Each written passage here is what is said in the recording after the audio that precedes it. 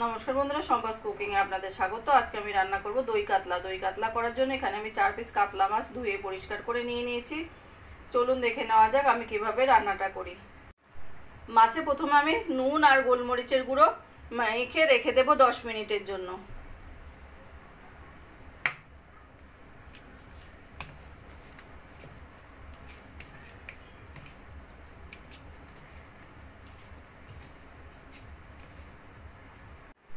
মাছ marinate করে রেখেছিলাম, 10 minute হয়ে গেছে। আর এদিকে কড়াইতে তেল দিয়ে দিয়েছি, তেলটাও গরম হয়ে গেছে। এবার আমি মাছগুলো ভেজে নেব।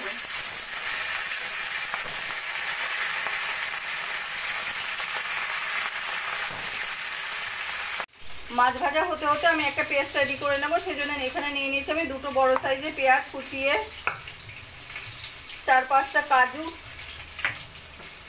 এখানে আদা, রসুন আর কাঁচা লঙ্কা সব কিছু মিশিয়ে আমি পেস্ট করে নেব।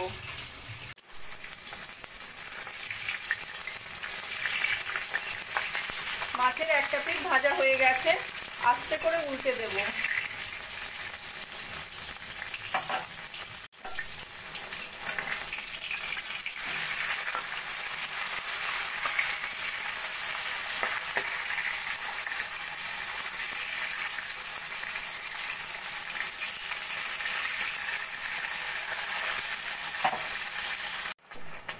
মাছগুলো আমার সোনালি করে ভাজা হয়ে গেছে। মাছগুলো এবার আমি তুলে রাখবো।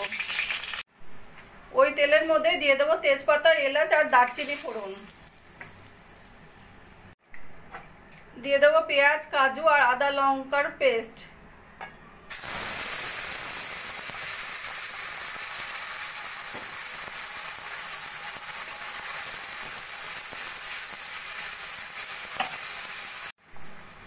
মশলার মধ্যে দিয়ে দেবো আমি পরিমাণ মতো নুন। দিয়ে মশলাটা আমি ভালো করে কষিয়ে নেব।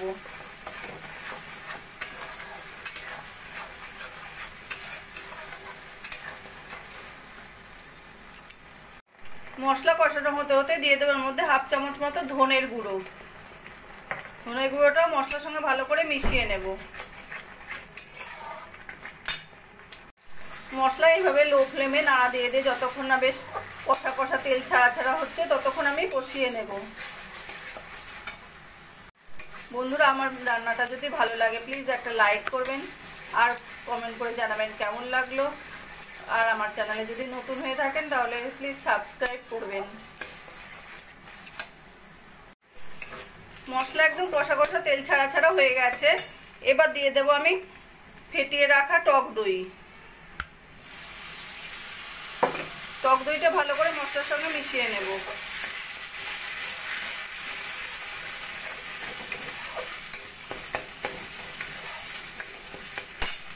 আর দিয়ে দেবো 1 চামচ মতো আমুলের ফ্রেশ ক্রিম। ক্রিমটাও ভালো করে মশলার সঙ্গে মিশিয়ে নেব।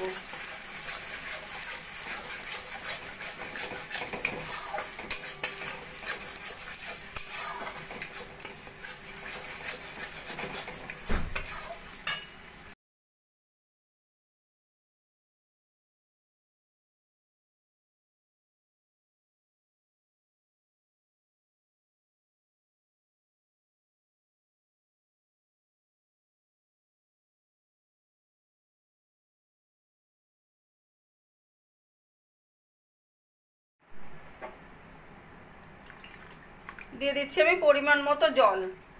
জলটা দিয়ে জলটা ফুটে উঠলে দিয়ে দেবো আমি মাছগুলো। ঝোলটা ফুটে উঠেছে, এবার দিয়ে দেবো আমি ভেজে রাখা মাছগুলো। মাছগুলো দিয়েও আমি লো ফ্লেমে 3-4 মিনিট মতো রান্না করে নেব।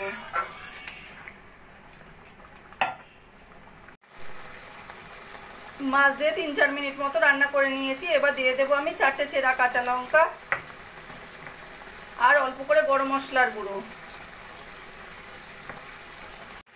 দিয়ে দেবো একটু ভাজা মশলার গুঁড়ো। ভালো করে মিশিয়ে নেব।